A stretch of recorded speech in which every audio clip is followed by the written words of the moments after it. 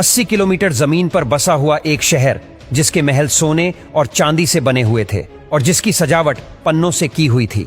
पर ऐसा क्या हुआ जिसकी वजह से यह शहर समुद्र की 120 फीट गहराई में चला गया?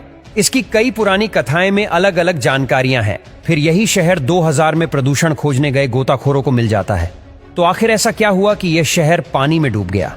द्वारका नगरी डूबने के मुख्य 2 कारण माने जाते हैं। एक, माता गांधारी ने दिया हुआ श्राप। आज से 9000 साल पहले जब महाभारत का युद्ध खत्म हो गया था, तो महाभारत का दोषी कौरवों की माता गांधारी ने श्री कृष्ण को ठहराया और उन्होंने श्री कृष्ण को श्राप दिया कि जिस तरह कौरवों के वंश का नाश हुआ है, ठीक उसी प्रकार पूरे यदुवंश का नाश होगा। और दूसरा, रूसी ने दिया हुआ श्राप। प्रचलित कहानियों के मुताबिक माता गांधारी के अलावा दूसरा श्राप रूसी द्वारा श्री कृष्ण के पुत्र सांबा को दिया गया था। दरअसल हुआ कुछ ऐसा कि महर्षि विश्वामित्र, कण्वदेव, ऋषि नारद आदि द्वारका पहुंचे। वहां यादव कुल के कुछ युवकों ने ऋषियों से मजाक किया। वे श्री कृष्ण के पुत्र सांबा को स्त्री वेश में ऋषियों के पास ले गए और कहा कि स्त्री गर्भवती है, इसकी गर्भ से क्या होगा? तो ऋषि ने इसे अपना अपमान समझा और क्रोधित हो उठे और उन्होंने श्राप दिया कि यह कृष्ण का पुत्र ही यदुवंश कुल का नाश करने के लिए एक लोह का मूसल बनेगा, जिससे अपने कुल का खुद ही नाश करेगा।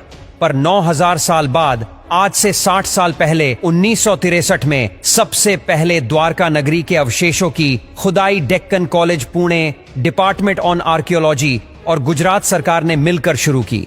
HD संकलिया की अगुवाई में इस खुदाई में शुरुआती तौर पर कुछ बर्तन मिले जो वैज्ञानिक जांच के बाद करीब 3000 साल पुराने पाए गए। इसके बाद भारतीय पुरातत्व सर्वेक्षण विभाग की ही एक इकाई मरीन आर्कियोलॉजिकल यूनिट ने देश के ख्यात प्राप्त पुरातत्वविद डॉक्टर SR राव के नेतृत्व में 1969 में दोबारा खुदाई शुरू की। यहाँ फिर से कुछ प्राचीन बर्तन मिले, जिन्हें लस्टर्स रेडवेयर के नाम से जाना जाता है। इससे उत्साहित होकर अरब सागर में तत्कालीन प्रधानमंत्री की मंजूरी के बाद गहनता से खुदाई का काम शुरू किया गया। एक बार फिर ऐसे सबूत मिले जो बताते थे कि समुद्र के तल में कोई बेहद उन्नत सभ्यता के चिन्ह छिपे हुए हैं। फिर आता है साल 2001। 2001 में कुछ ऐसा मिला कि अभी तक की गई खोज को एक नई दिशा मिली। नेशनल इंस्टीट्यूट ऑफ ओशनोग्राफी के छात्रों ने खंभात की खाड़ी में बढ़ते प्रदूषण पर काम शुरू किया।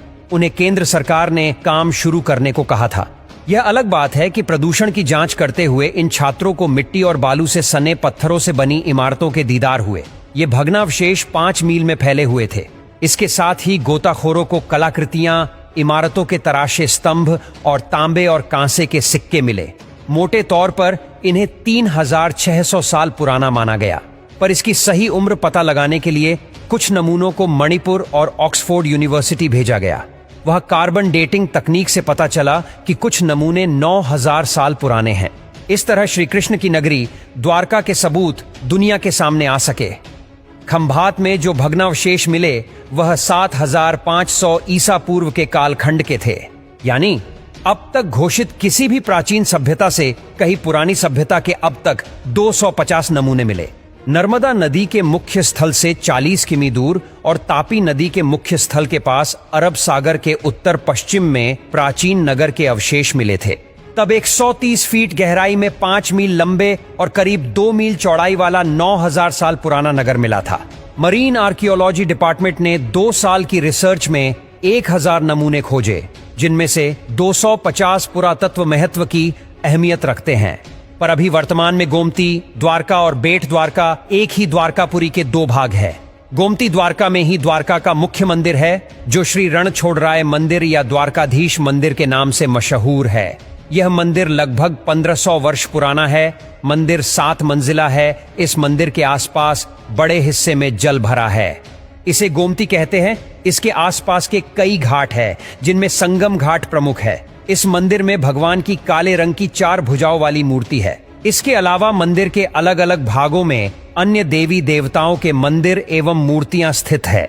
मंदिर के दक्षिण में आदिगुरु शंकराचार्य द्वारा स्थापित शारदा मठ भी है।